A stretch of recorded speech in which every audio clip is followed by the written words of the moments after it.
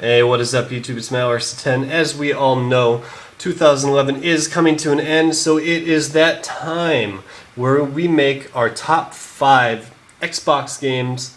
For me, I'm just going to do Xbox. I'm not going to do PS3 or anything like that. Top 5 Xbox games of 2011, or this time. Number 5, I'm just going to jump into it right away.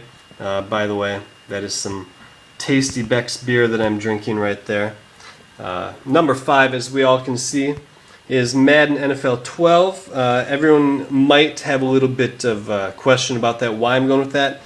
Just the vast improvements on the detail, I guess the attention on some of the stuff. So like, it comes all the way down to the attention of detail on the helmet when a player is hit. There's little nicks and scratches and grass and crap on the helmet. Just the other additions, I guess, where you can have the I forget what it's called, waiver wire, basically, where you can go and you can bid on players in the off season and pick up free agents. There's this new bidding process that's awesome, and I just think the graphics are vastly improved also, and a little bit on the juking and stuff like that. Just a little bit more of a lifelike, realistic. You can't truck over everyone, even if you are Adrian Peterson. You're not going to be able to go over everyone. So that's number 5, Madden 12. No surprise to me. But you know what? I'm going to reach a little bit back here. And I'm going to go back to 2010 because this is still one of my favorite games to play whenever I'm bored. MLB 2K11, this game actually is very surprising to me on its playability for how long you can actually go back and play it. Whenever I'm bored and I'm not playing one of my Call of Duty games or Halo or something, I go back and I play this because this is always a game where you can just have fun.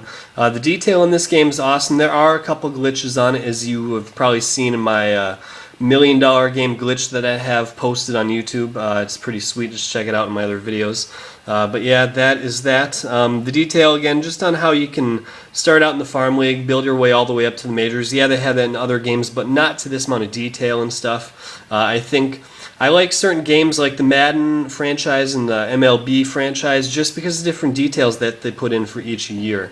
So that's going to be number 4 right there, MLB 2K11. We'll go with that.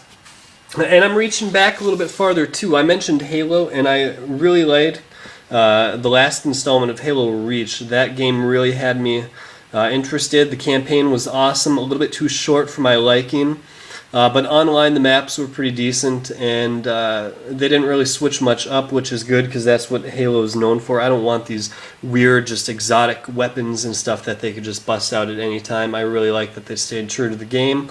The one thing that I don't like is the jetpacks and bubble shields, stuff like that. I wish they kind of would have stayed a little bit more just old school Halo, more just Halo 1, Halo 2, stuff like that.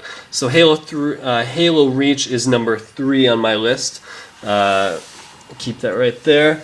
And you guys heard me mention this game before, but we're going with Gears of War 3. I beat the campaign, loved it. The graphics on this game is just absolutely insane. I love it.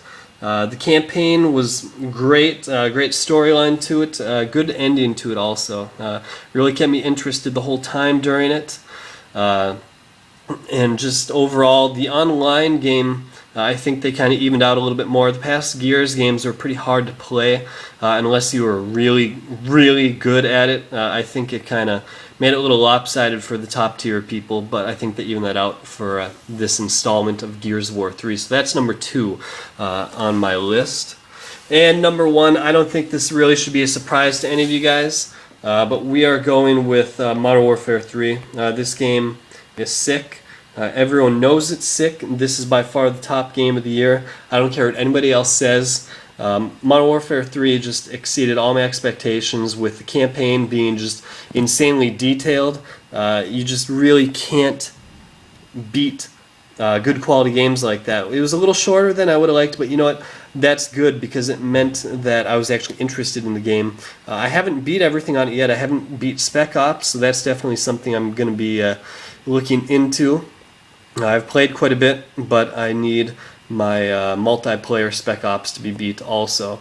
So, yeah, that's really no surprise. I mean, if you look at the game collection right there, it's pretty decent. Sorry guys, my voice is getting a little dry. I'm going to enjoy a little bit of my What kind of beer? Sorry, Radaburger beer. Charlie Sheen beer, as I like to call it. Much better. But yeah, those are my top 5 games of 2011 and maybe a little bit of 2010. Let me know what you guys think in video response or text response down below of your top 5 games. And as always, you guys have a great new year, and I will see you next year. Peace.